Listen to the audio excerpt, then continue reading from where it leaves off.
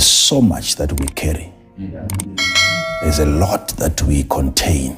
You see, when the Bible declares that we have treasure in these earthen vessels, that's in reference to riches and abilities that are both divine and physical, even natural abilities. Psalm 127 and verse number 1. Except the Lord build the house. So the Lord is into construction. He is capable of building. Structures are brought up by the hand of God, except the Lord builds.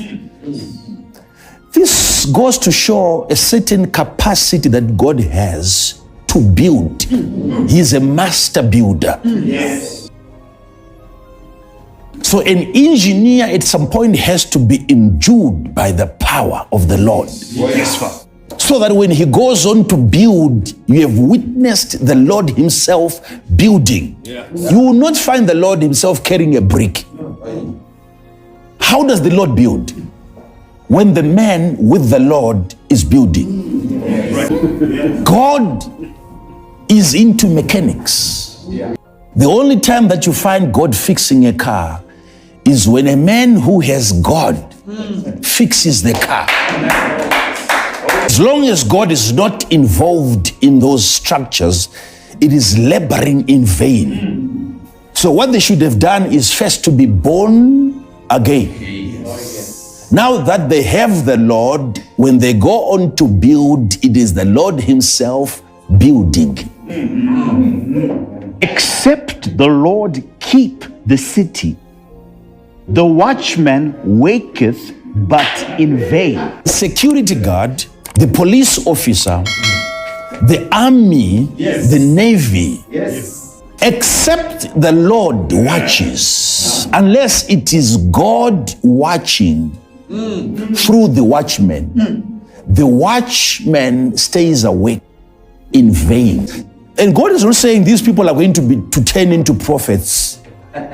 He remains a security officer, but making use of God's eye. Yes. Unless it is God who watches.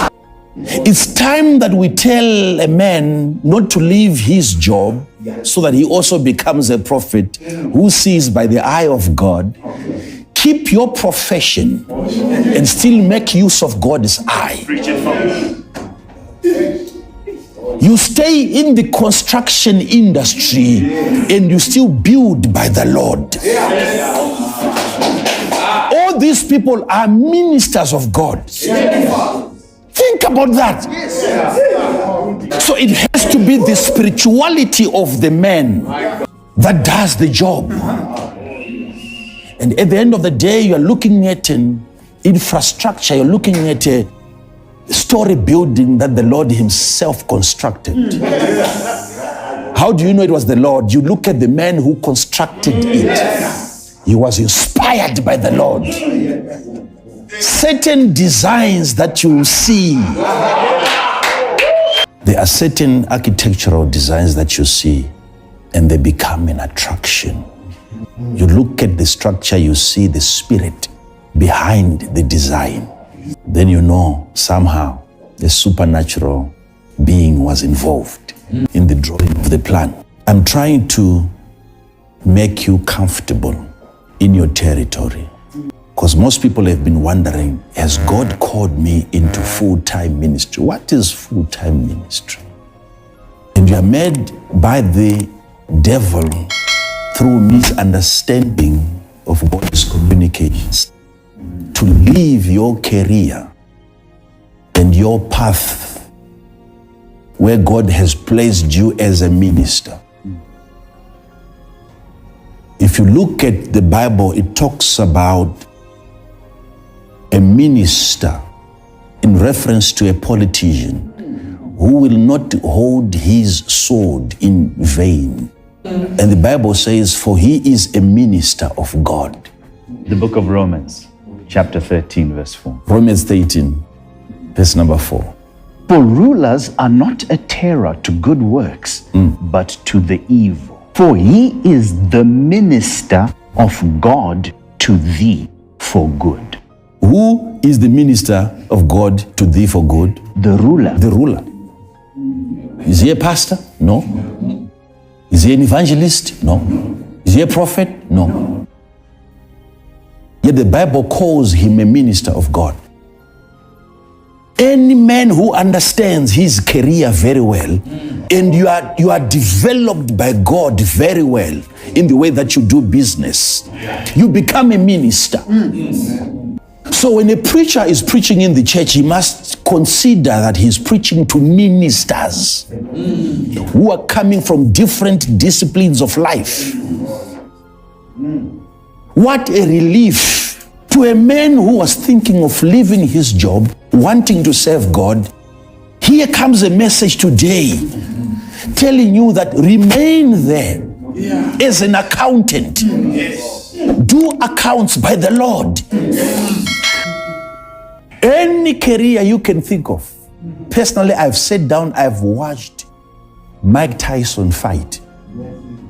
And I would rewind several times to see what exactly did he do there that made the man to fall. You'd rewind it 7 times. You cannot perceive or understand the impact of that uppercut. You can't. You can't. At times when you think he missed, the man is on the canvas. He's on the floor. There is a spirit that accompanies the feast. It can't be normal. You watch it, it's not normal. All along, from the moment he steps into he's looking for an opening, just a simple opening. Give it to him once, he's done. We go home once.